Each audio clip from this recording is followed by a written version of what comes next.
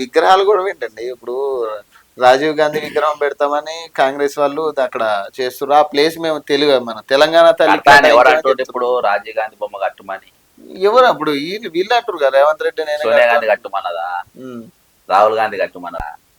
దాని ఆ కథ ఆ విగ్రహం వెనుక స్టోరీ ఏంటంటే, ఉమ్, రేవంత్ రెడ్డి అనేటువంటి ముఖ్యమంత్రిగా వీడు ఫెయిల్ అయిపోయాడు, ఉమ్, వీడు దొంగ అనేది వాళ్ళకి తెలిసిపోయింది. ఉమ్, నేడో రేపైన కూడా వీకే ప్రయత్నంలో ఉన్నారు.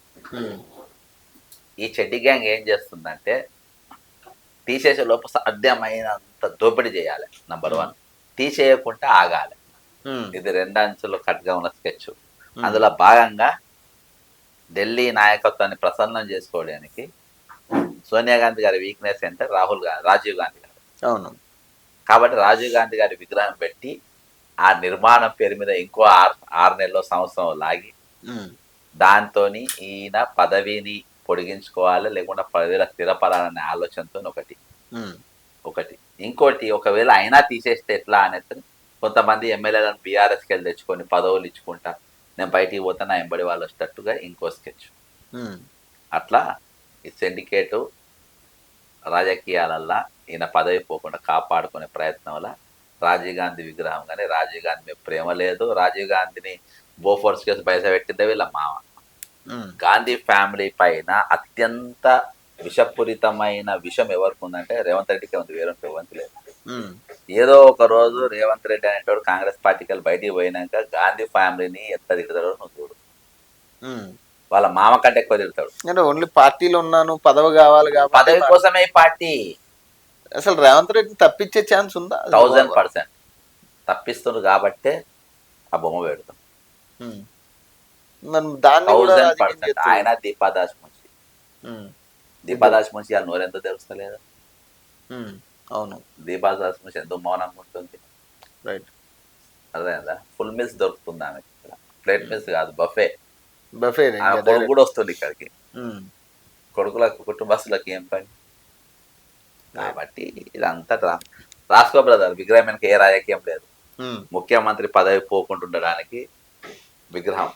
ఒకవేళ ఏ టైంలో ముఖ్యమంత్రి పదవి పోవచ్చు కాబట్టి వీలైనంత దోపిడీ. అదే హైడ్రా. అంతే. హైడ్రా ఇది హైడ్రామా. అంతే, హైడ్రామా కదా. అంతే. మరి కేసీఆర్ నిన్న వ్యాఖ్యలు చేశారు, అంటే కేసీఆర్ మీద కొన్ని వ్యాఖ్యలు చేశారు రేవంత్ రెడ్డి. ఆయన చచ్చిపోతే ఆయన విగ్రహం పెడదాం అనుకున్నాడేమో కేటీఆర్, అందుకే అంత బాధపడుతున్నాడు అంటుండే ఆయన. పెట్టుకుంటారు, పెట్టుకోవచ్చు అబ్బా, తప్పేముంది. నీ మామ చచ్చిపోగానే జయపారెడ్డి బొమ్మను పెట్టలేదా? రాజీవ్ గాంధీ మీద వీరాభిమాని కదా. రాజీవ్ గాంధీ నా మామ ఉరి తీయాలని చెప్పి మాట్లాడిండు బొప్పడుతూ. కాబట్టి నేను ఆయన విగ్రహం పెట్టలేను నువ్వు అంటే కదా, పెట్టినావు కదా. కేసీఆర్ బొమ్మ కూడా మీరే పెడతారు. నువ్వు వాళ్ళ బీఆర్ఎస్ ఒకప్పటి నువ్వు కార్యకర్తవే కదా, నగర ఫోటోలు కూడా. ఒకప్పుడు నువ్వు కేసీఆర్ నాయకత్వంలో పనిచేసిన నీ కార్యకర్తవే కదా. చూద్దాం. నువ్వు బయటని కాదు కదా. అన్ని పార్టీల ఫోటోలు ఉన్నాయి నీ దగ్గర. నువ్వు అందులోకెళ్ళి వచ్చినవే కదా, కాబట్టి నీకెందుకు వ్యతిరేకత ఉంటుంది? మరి అదంటే మరి బీఆర్ఎస్ కాంగ్రెస్ కలిస్తే అంటారు మరి. ఏది బ్రదర్, సిండికేట్ కలిసి ఏముంది, అంతా కలిసే సంసారం చేస్తుంటాడా? నువ్వు కొత్తగా అంటే మరి వీళ్ళు వ్యాఖ్యలు చేస్తున్నారు కదా, బీజేపీ బీఆర్ఎస్ కలిసి. ఏది అవసరం లేదు, అన్ని ఒకటే. వీళ్ళు ఎవడు మేయా కృష్ణారెడ్డికి అగైనెస్ట్ గా స్టేట్మెంట్ ఇచ్చేటోడు ఎవడుండు చెప్పిండ్లా? ఈ టీంలా వ్యతిరేకంగా మాట్లాడేటోడు ఎవడున్నాడు చెప్పు? ఎవడు మాట్లాడు? ఎందుకు మాట్లాడాలంటే వీళ్ళందరూ కూడా ఒకటే. ఇగో రేవంత్ రెడ్డి బీఆర్ఎస్ కార్యకర్త, బీజేపీ కార్యకర్త కూడా ఉంది అక్కడ ఫోటో. కాబట్టి ఆయన బాధ్యత కేసీఆర్ మీద ఎట్లయినా ఆయన ప్రేమాభిమానం ఉంటది. ఇప్పుడు కవితనే బయటికి ఎట్లా తీసుకురావాలని ముప్పు తిప్పలు పడుతుంది ఈయన కూడా. మరి ఈయననే ఎక్కువ. ఎందుకు చాన్ బాబుని బట్టి కట్టుకొని, అరే వాళ్ళ బాస్ కూతురు కదా, పాత బాస్ కూతురు కదా, ఎందుకు పట్టుకరాడు? ఆడికోర్ ఇన్ఫ్రాస్ట్రక్చర్ పార్ట్నర్స్ వీళ్ళు. అది అర్థమైందా బ్రదర్? అయితే మొత్తానికైతే ఇదంతా కూడా ఒక రాజకీయ దీని మీద జరుగుతుంది అంటారు బొమ్మ విషయం అయితే.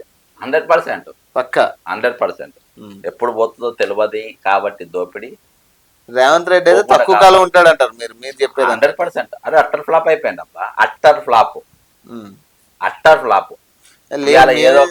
ఏదో ఒక నియోజకవర్గం ఖాళీ చేపించి నేను ఆయన ఇద్దరం పోటీ చేస్తే ఆయన 1,00,000 కోట్లు పెట్టినా నేను 1,00,000 రూపాయలు పెట్టకుండా గాల్లో గెలుస్తా ఎక్కడైనా రేవంత్ రెడ్డితో.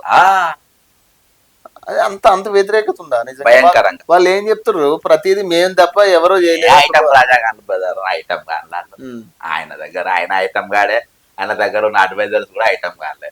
ఉమ్, అర్థమైందా? ఇలా అడ్వైజర్స్ బౌన్సర్లు అయిపోయింది ఆయనకు. ఉమ్, బౌన్సర్లే. ఉమ్. ఇలా సీఎం పక్కన ఒక అడ్వైజర్ చూసిన వేమనాథ్ అనేది బౌన్సర్ లెక్కనే ఉన్నాడు. ఆయన ఏం సలహాలు ఇస్తుండే అక్కడ. ఉమ్, వాళ్ళు ఇచ్చిన రాకెట్ సైన్స్ ఐడియాలు ఏమున్నది, గొర్రె స్కామ్ ఎట్లా మూసేయాలి, ఉమ్. గొర్రె స్కామ్ ద్వారా పైసలు ఉన్నాయి. గొర్రె స్కామ్ కనబడుతుందా?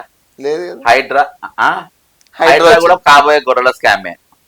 వస్తుంది పోతుంది అంటారు. గంతే, పైసలు తీసుకుంటారు, బయట పంపుతారు. ఉమ్, నువ్వు గొర్రెల స్కామ్ ఏం పీకినావు చెప్పరాదువే. ఉమ్. అప్పుడు దాని గురించి విమర్శలు చేసినారు కదా వీళ్ళందరూ. మరి గొర్రెల స్కామ్ ఏమైంది చెప్పు. ఇవాళ నువ్వు హైదరాబాద్ గొర్రెల స్కామ్ ఏం పీకినావు, హైదరాబాద్ కూడా అదే పీకుతావు. అంతే.